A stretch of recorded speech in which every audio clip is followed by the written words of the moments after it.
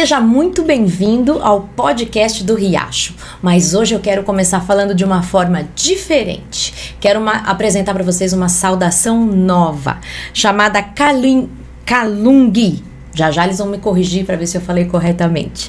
Mas é uma saudação em Ubuntu. E por que eu tô falando isso aí? Você não conhece essa palavra, mas eu tenho certeza que tem algumas palavras que você conhece. Ó, quitanda, cafuné, chamego, moleque. São palavras que fazem parte do seu vocabulário e essas você conhece, mas que às vezes você nem se deu conta de onde vieram. Pois é, essas palavras são originárias dos povos que vieram para o Brasil da região da Angola. E por que eu tô contando tudo isso para vocês hoje? Porque hoje é um dia histórico no podcast do Riacho. Nós vamos entrevistar um rei. Eu já vou mostrar para vocês quem é o rei. Nós vamos falar do rei de Bailundo.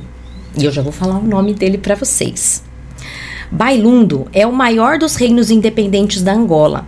Aproximadamente 40% da população angolana se diz e se reconhece como Umbundo. E eles são pertencentes ao reino Bailundo e são a maioria do povo angolano. O reino Bailundo fica no sul da Angola, no Planalto Central. E Umbundo é o idioma que eles falam além do português. É a segunda língua mais falada na Angola, perdendo apenas para o português, que eu já falei para vocês. E não é somente através da colonização e do idioma que a gente se interconecta. Na verdade, Angola e Brasil tiveram um primeiro contato de uma forma um pouco triste. 66% dos escravos que vieram para o Brasil são provenientes da Angola. E o rei da Angola veio hoje, uma missão, está aqui no podcast do Riacho, mas ele está numa missão especial há 2 meses já, né? Que vocês estão aqui. Tem mais tempo? Há 20 dias. Ah, 20 dias. Eles estão há 20 dias numa missão especial para reconectar os brasileiros descendentes de angolanos com a origem. E hoje, então, como eu falei, nós estamos num dia muito especial e nós vamos conhecer, então, Sua Majestade, o rei Equiqui VI Chongolola Chongonga. Seja muito bem-vindo, Sua Majestade, o rei. É um prazer e uma honra para nós do podcast do Riacho conversar contigo nessa tarde. É um prazer para mim e também é um prazer para os nossos membros da corte que me acompanham. E boa escuta a todos que estão a nos ouvir a esta hora. Equiqui VI Chongolola Chongonga. O que esse nome quer dizer? Este é um cognome que se coloca a toda pessoa que chega ao trono. Nesse momento ela vem se tornar um cognome, porque não é o nome da identidade, nesse caso do bilhete. Não é o do seu de nascimento. Não, Equiqui significa aço forte. Chongolola significa congregar. Chongonga é a águia. Nós, no nosso reinado, todo um que assume um trono tem que ter o nome de um animal. E é o cognome de águia. Significa Rei Equiqui VI Chongolola Chongonga é aço forte e águia congregadora. Que agrega. Então você disse que é autocolocado. Quem sobe ao trono decide qual é o nome de animal que vai decidir. E por que você decidiu então pela águia? Eu decidi pela águia tendo em conta o foco no meu reinado. O foco no meu reinado é congregar, é dinamizar e trabalhar de forma a remover a mística, a superstição que nós encontramos no seio de muita gente, da maneira como eles entendem o reino. E isso requer uma águia que voa tão alto, que pode voar 8 horas durante o dia sem ficar cansado. Então, este nome, aliás... Visão longa, né? Visão longa, visão da águia. Aliás, no costumeiro, disse que os nomes são muito importantes. E o nome que faz a pessoa. Quando te colocar um nome de um animal de pequeno porte, também vais agir de pequeno porte. Então, nós está ali a visão, a dinâmica, o voo de longa distância. Então, toda essa dinâmica da águia é a que nós estamos atendo. Para dizer que de Angola ao Brasil, dos 36 reis que passaram no meu reino, eu fui o primeiro a chegar aqui. E agora você tocou justamente no assunto da primeira pergunta. Qual foi, então, o motivo e o desejo? Como foi esse processo para que Sua Majestade viesse para o Brasil? E qual é o motivo da nossa visita, da ilustre visita aqui ao Brasil? O motivo de deixarmos o nosso reino e avançarmos para o Brasil é um cumprimento de uma profecia dos nossos ancestrais. Sabe que ao longo dos 400 e tal anos atrás, o nosso povo foi retirado à força do seu habitat, vindo para o Brasil e outros cantos deste mundo, com a intenção de trabalharem para o colono. E que por aquela altura os nossos mais velhos sentiam saudade dos seus filhos. O tempo chegou no nosso reinado de visitar os nossos filhos, de diminuir a saudade, fortalecer os nossos filhos em qualquer ponto onde que ele se encontra e colocar uma palavra de ordem nos seus corações de que eles não são escravos. É um nome que foi colocado de que eram filhos de escravo, enquanto eles não são filhos de escravo. São filhos de reis e rainhas com muita sabedoria da África. Com muita alegria e muito orgulho, né? Exatamente, e eles precisavam esse momento, e também não só viemos aqui fortalecer a nossa cultura, fortalecer a amizade. Sabe que Angola e Brasil têm uma amizade de longa data. O Brasil é o irmão mais velho, o Angola é o irmão mais novo, e mesmo a nível de várias instituições há muita amizade, tanto faz governamentais e instituições religiosas, e por isso do nosso lado também viemos aproveitar essa oportunidade de relançar e também convidar. Estamos a convidar os afrodescendentes a visitar Angola, os irmãos mais velhos brasileiros também visitar Angola, em várias instituições, empresários, missionários, todo aquele que tem um saber que possa ajudar os irmãos africanos está convidado. Sua Majestade mencionou sobre os missionários. O senhor podia falar um pouco mais sobre como é a receptividade, como é esse processo de missionários que vão visitar e vão permanecer na Angola? Nós desde 1928 a 1980 até hoje, o reino do Bailundo desde sempre recebeu muito bem os missionários, e os nossos reis só sabiam que todo um que é missionário vem para facilitar o seu povo.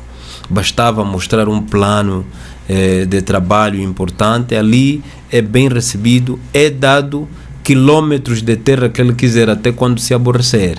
Então até hoje isso continua, porque esta parceria ajudou bastante a minha região conhecer um outro lado da vida, porque nós conhecíamos somente um lado, a nossa ancestralidade.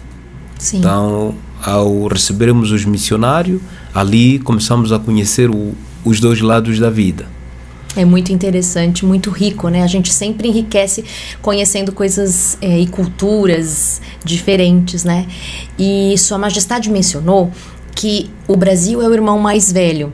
Durante a pesquisa para conversar com Sua Majestade hoje, eu tive a grata surpresa de saber que nós estamos no dia 11 de novembro. E 11 de novembro é justamente a data em que o governo brasileiro de 1975 reconheceu a Angola como um estado, e está fazendo hoje 48 anos de que o irmão mais velho reconheceu, que foi o primeiro país a reconhecer a soberania angolana. Então é um dia de festa mesmo, né? Hoje para nós é um dia de festa, até chamamos o dia da Dipanda, né, que significa dia da liberdade, dia da democracia, o dia em que o nosso país saiu do aperto colonial. Então para nós é um dia de muita reflexão. Ali conseguimos retratar tudo que tem a ver com a nossa historicidade, sobretudo naqueles momentos difíceis de guerra entre colônio e entre irmãos. Para nós é uma data indeleble. E é uma data onde cada um aumenta mais o amor ao próximo, para que o que aconteceu para nunca mais acontecer. Porque de fato todos precisam e merecem ser livres, não é? de fato. Eu queria saber da Sua Majestade por onde o senhor já passou nesses 20 dias, como foi o seu passeio pelo Brasil, o que viu, o que gostou. Conta pra gente um pouquinho. Por acaso, há uma coisa que impactou-me bastante, a forma como o irmão mais velho recebe o mais novo. É muito impactante. O brasileiro é um povo alegre. Eu não sei se essa alegria já nasce com ele, e isso nos impactou bastante, porque em toda parte onde nós passávamos, a alegria no rosto era visível, e o brasileiro tem uma coisa em comum, né? Recebe a visita sempre com um docezinho, com um chazinho, com um cafezinho, e isso impactou-nos bastante. E não só nós demos conta que os produtos do campo que Angola tem é igualmente que o Brasil tem, mas aqui encontramos uma coisa diferente: a criatividade de como vocês fazem os alimentos, né? Há muita criatividade. Você vai a uma mesa, encontra 50 pratos, mas aquilo é mesmo batata misto com outra coisa. É muita criatividade nesta área. E também o calor, a presença. Então é muita coisa que nós vamos tirar daqui para Angola. Visitamos também igualmente alguns quilombos, né? Aquela que nós na nossa área chamamos as nossas aldeias ou as nossas ombalas, nas áreas onde a presença da natureza é 100%, e a cultura que eles carregam é muito bom, embora falta requalificar e atualizar certas coisas, e muitas dessas coisas que falta requalificar, atualizar, a igreja também tem o seu papel. É preciso hoje que as pessoas conheçam o verdadeiro sentido da vida. Então, para nós foi bom conhecer, é o primeiro contacto, não dá para ver tudo, né? Ver tudo e se abrir também demais. Primeiro é ver, depois fazer um relatório. Com certeza. Agora, Sua Majestade, gostaria que o senhor nos contasse um pouco sobre Angola. Conta para nós como é viver na Angola, e depois já pode emendar na resposta de como é ser um rei. Como é o dia a dia de um rei? O que faz um rei da hora que acorda, se puder nos contar, né? Como que funciona a sua rotina, a sua diária, o seu dia a dia quando o senhor está no seu reino? O dia a dia do rei realmente é muito apertado, e eu tenho dito que é um trabalho nobre, porque logo que acorda de manhã você vai diretamente para o teu jango, tem lá uma cadeira, muitas das vezes a partir das 5 horas já encontra pessoas, e essas pessoas ficam numa fila, cada um tem um problema a colocar, e os problemas são vários, e o rei tem que ter um potencial muito forte em ficar atento com relação aos problemas que vêm. Problemas, por exemplo, às vezes são queixas, alguém foi recebido o seu terreno, há queixas que alguém foi roubado, há queixa que alguém foi acusado que pratica macumba, há queixa de alguém que foi violentada, há queixa de infidelidade conjugal. São vários e vários problemas. O rei tem que estar atento, e o rei tem que receber todos, até aquele que vem se arrastando, né? Os menos equipados até aos mais equipados. E o rei tem que ver, esse problema eu posso resolver, aqueles problemas que o rei não resolve, tem que levar à polícia, há problemas que o rei tem que orientar ao tribunal e outras instituições. Inclusive até há problemas que o rei tem que perguntar, mas esse problema, você pertence a uma igreja que sim, então o pastor aí pode dar uma ajuda. E nós estamos ali como semente da paz e da tranquilidade, precisamos mostrar o bom caminho ao nosso povo. Esse tem sido o dia a dia.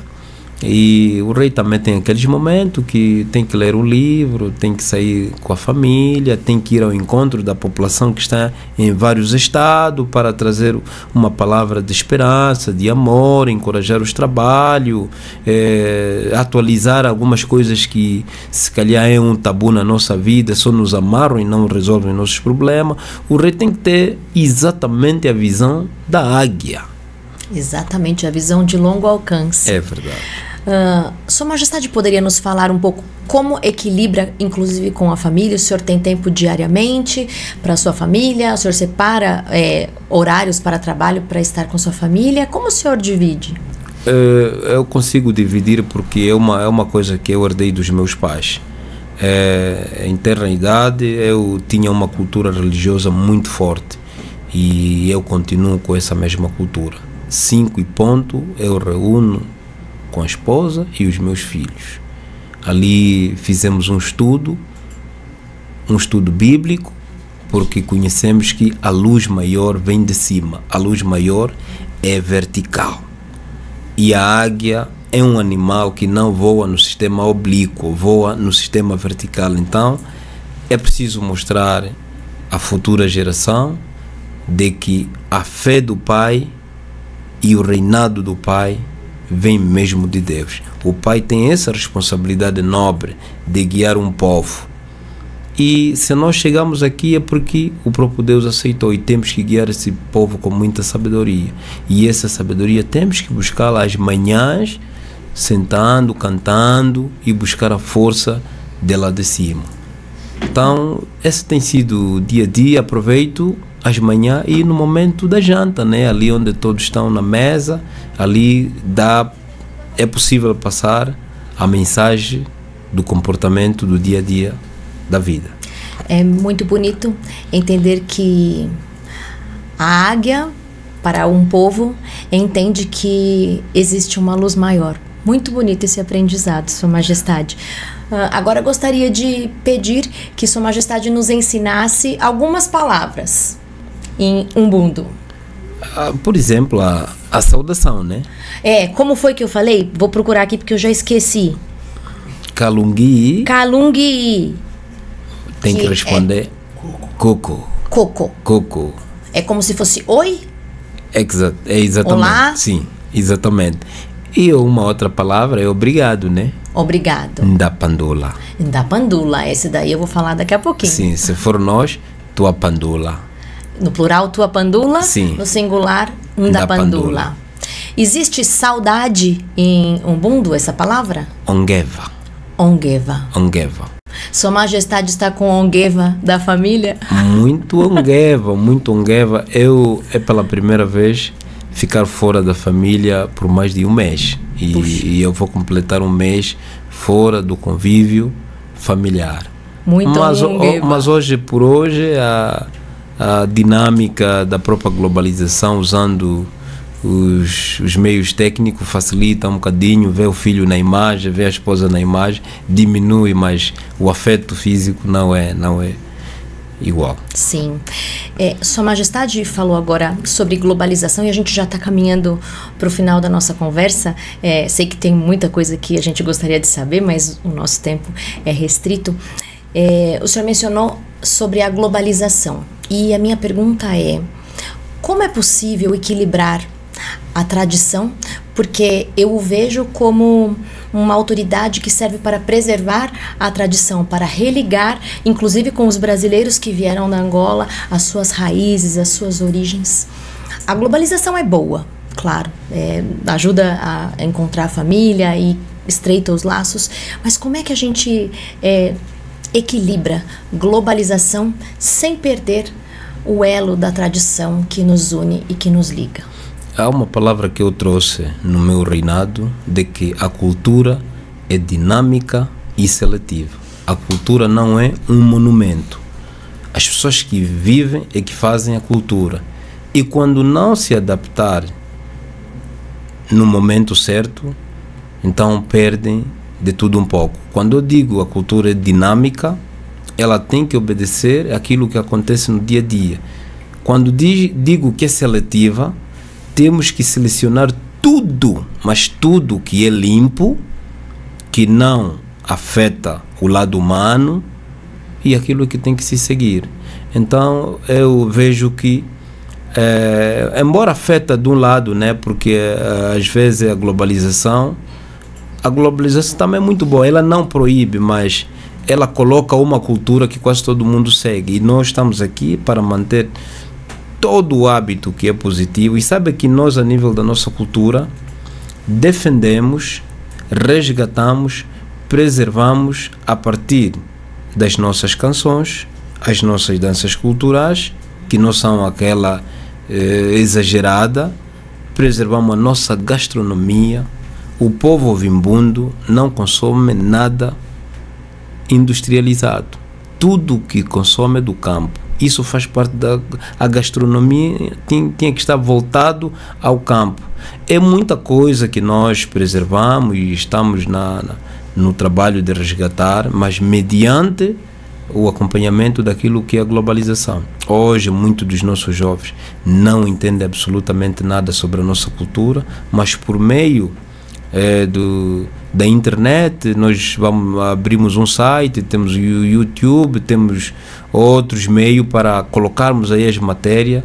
Vê que o rei do Bailundo, ao chegar aqui no Brasil, lançou um livro onde as pessoas vão saber um pouco sobre aquilo que é o trabalho do rei e de um reino. Então, temos que acompanhar um pouco aquilo que é a dinâmica da globalização. Porque senão estaremos ultrapassados no tempo e no espaço. E a águia é o homem que controla o tempo e o espaço. Novamente, a visão da águia que equilibra o moderno com os laços que a gente precisa e deve manter. E já caminhando então para o finalzinho, eu gostaria de mencionar o seu livro. Sua Majestade escreveu o livro que é A Hegemonia dos Ovimbundos no Reino do Bailundo. Como veio essa ideia do livro e de que se trata o conteúdo? Esse livro fala um pouco sobre aquilo que é a composição do reino. O rei tem 37 ministros dentro do reino e cada um está especializado em uma tarefa. Ali fala de outros reinos que nós temos a nível de Angola, fala um pouco sobre a nossa história em 3 momentos: a fase do nomadismo, quando saímos do centro da África para Angola, fala a forma como o rei vivia antes da presença do cristianismo, né? Porque no passado e antes também da presença do colonialismo, quando se dizia o rei e o seu povo, ponto final. Quando o rei era monarca, o rei era presidente de todos, controlava a economia, praticamente em toda a esfera da sociedade. E o rei hoje está tudo ali nesse livro, então é importante. Ou seja, se você quer conhecer como era a história, como é e os rumos para onde a história caminha, então é um livro que você é convidado a ler. É certo. Para a gente finalizar, eu gostaria que o senhor nos ajudasse a entender, Sua Majestade, como que nós brasileiros podemos contribuir no sentido de reparar um começo que foi tão triste para o povo angolano, que veio para cá numa situação muito, muito ruim, muito desagradável, terrível. Como é que nós brasileiros podemos fazer para transformar um final mais feliz de uma história que começou muito triste? Muitas das vezes, chorar pelo leite derramado, ficamos somente com tristeza. E uma ajuda que o reino pode fazer ou deixar como uma sugestão para reparar essas lágrimas que se perdeu e que a África precisa dessa ajuda é mais formação aos filhos africanos, construções de mais escola, ajudar o povo africano com a economia criativa, um lado que vocês têm de melhor a nível do mundo. O brasileiro é muito forte na economia criativa e eu penso que com as portas abertas que o nosso governo e o governo brasileiro nesse momento tem, o brasileiro agora vai para Angola sem precisar de visto. E eu penso que para mim uma das grandes sugestões é mesmo esta, de mais construção de escola para facilitar as nossas crianças e economia criativa para tirar, para ajudar sobretudo a mulher. Eu no reino também estou a empoderar muito o papel das nossas rainhas e eu não trato rainha somente a minha legítima esposa, mas todas as mulheres, e precisamos desse know-how do povo brasileiro e que seria bom pelo menos ver esse resultado daqui a 10 anos. Passaram 400 e tal anos, agora gostaríamos que em 10 anos pelo menos, porque isso também estaria a diminuir a própria problemática que nós encontramos aqui, que é o racismo. Ainda o racismo existe e é visível no meio do meu povo. O meu povo chorou, lamentou quando eu cheguei, e é necessariamente que lutemos todos nós. E eu ainda vejo que tenho reforçado esse lado de que a igreja tem um grande papel de ajudar a baixar o racismo, porque o racismo é uma doença que está no coração das pessoas e é possível. O governo também tem o seu papel de legislar leis que facilitam, mas leis fortes que quem reprovar entra na cadeia ou paga multa. Então eu acho que são essa nossa sugestão daquilo que tem a ver com a reparação. Com certeza. E enquanto Vossa Majestade falava, eu fiquei pensando que muitas são políticas governamentais, que são decisões que o governo pode fazer, mas nós e você que está assistindo o nosso podcast pode fazer algo também. Você pode acolher, você pode dar oportunidade de trabalho, porque a gente conhece só a história de que, como Sua Majestade falou no começo, vieram como escravos, mas eles eram filhos de reis, eles eram pessoas nobres, eles tinham o lugar deles, as famílias deles. Então você, como política pública, mas também como oportunidade, lembre do povo africano que vive aí do seu lado. Ele é igual a você, ele tem direito às mesmas oportunidades, à mesma vida feliz que você vive, ele também tem direito a isso. E eu gostaria já de encerrar agradecendo imensamente o seu tempo, as suas palavras, a sua vinda até o Brasil, para nos lembrar disso. E vocês têm uma riqueza, vocês, povo africano, que nós aqui no Brasil não temos essa história milenar. Nós somos um povo miscigenado, misturado, justamente pela mesma causa. Nós somos unidos na língua portuguesa, na colonização portuguesa, mas por conta dos indígenas, que nós somos misturados com indígenas, com portugueses, com africanos, e depois com a imigração dos amarelos, né, dos asiáticos, a nossa história parece que se perdeu. Na verdade, até a nossa história é parte de outras histórias. De maneira que, enquanto Vossa Majestade falava, eu fiquei pensando que lindo é essa vinda para resgatar os laços, resgatar a história. E eu gostaria de conclamar quem está nos assistindo para que também resgate as suas tradições, a sua história como família. Porque eu vou encerrar o podcast de hoje com a frase de Marco Aurélio Teixeira de Vargas: o povo sem tradição morre a cada geração. Obrigada, Sua Majestade, por nos lembrar disso. Obrigada por ter vindo participar do podcast do Riacho. Quero deixar só uma última palavra. Pois não. Sobretudo, né, também tem o lado da parte dos missionários que também deram muito cabo à nossa cultura. E eu penso que o momento de reparar chegou. Está lá também escrito na Bíblia que Jesus vai salvar o povo mediante as suas culturas.